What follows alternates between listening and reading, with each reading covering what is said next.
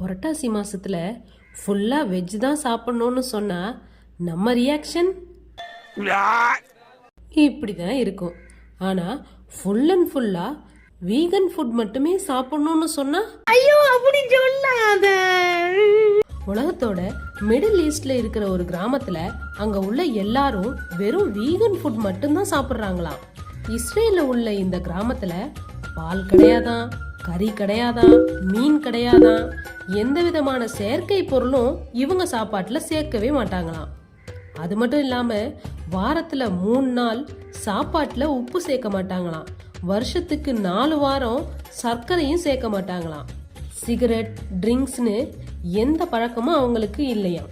அவங்களோட மத வழிபாடு படி வீகனா இருக்கிறதுனால அவங்களால அதிக நாட்கள் ஆரோக்கியமா இருக்க முடியறதா நம்பப்படுது.